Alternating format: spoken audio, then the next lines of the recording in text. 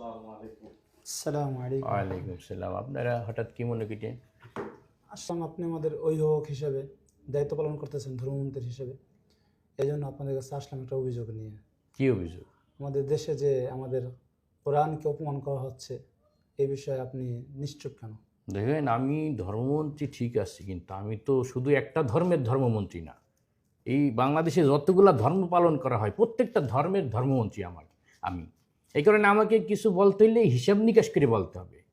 হ্যাঁ, আমি আমার ধর্ম নিয়েই শুধু নাচবো, বাকি ধর্মাবলম্বীদেরকে অবহেলা করব, এইভাবে তো আমি আমার মন্ত্রণালয় ঠিক রাখতে পারবো না। আপনাকে তো আমরা নাচতে বলিনি যে আপনি নাচবেন, বাকি আপনার ব্যক্তিগত একটা ধর্ম আছে। আপনি যে মুসলিম এবং আপনি তো একজন আলেম, সারা বিশ্বে সবাই জানে যে আপনি একজন বিজ্ঞ আলেম, এবং আলেমদের পক্ষ থেকে আমি আসছি আপনার কাছে একটা অভিযোগ নিয়ে যে আপনার এখানে একে নীরবতা পালন করার কারণ কি? আপনার জায়গার থেকে বিষয়টা যত সহজ মনে হয়, এই জায়গাটা তো অত সহজ না। এই চেয়ার একবার বইসে দেখেন কেমনটা লাগে। ভাবছেন যে এই জায়গা বসলেই মনে হয় একেবারে ইসলাম কায়েম করে ফেলাই দেওয়া যায় না? এটা একটা গণতান্ত্রিক দেশ, চলতে হবে গণতান্ত্রিক সিস্টেমে। হ্যাঁ, মন চাইলে এইখানে খেলাফত কায়েম করা যাবে না। এখানে বৈশে গণতন্ত্রের সিস্টেম অনুযায়ী আস্তে আস্তে ধীরে ধীরে ইসলাম কায়েম করতে হবে। মানে আপনাকে ওই চেয়ারে কি নীরবতা পালন করতে বলছে আর কি? মানে না, আমি তো নীরব না, আমি তো ভিতরগত দিক দিয়ে কিন্তু আমি কাজ করে যাইতে আছি। আমি প্রকাশ্যে কাজ করলে তো যারা ইসলামের দুশ্মন আছে তারা তো হামলাই করবে, তখন আবার আমাকে পদত্যাগ করে আমার জায়গায় যদি আরেকজন ভণ্ড এসে বসে তখন তারও বিপদে পড়ে যাবেন। এই কারণে আমার কাজ ঠিক করতে হবে খুব ধীরে সুস্থে, প্ল্যান প্রোগ্রাম অনুযায়ী নীরবে নীরবে তলে তলে কাজ করতে হবে। ও, আপনি মনে মনে ইসলাম পালন করেন আর কি, আর মুখে মুখে অন্য ধর্ম পালন করেন, এটি তো বোঝাচ্ছেন আপনার বক্তব্যে। না, আপনাদের মতো এরকম কাঠমোল্লাদের বোঝানো সম্ভব না। শুধু কি আপনি একাই ওই চেয়ারে বসছেন?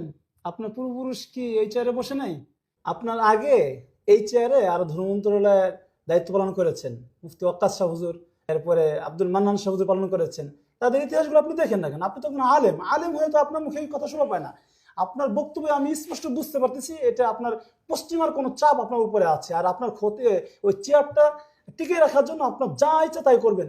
পুজো মণ্ডপে গিয়ে আবার শুভেচ্ছাও জানাচ্ছেন হিন্দুদেরকে।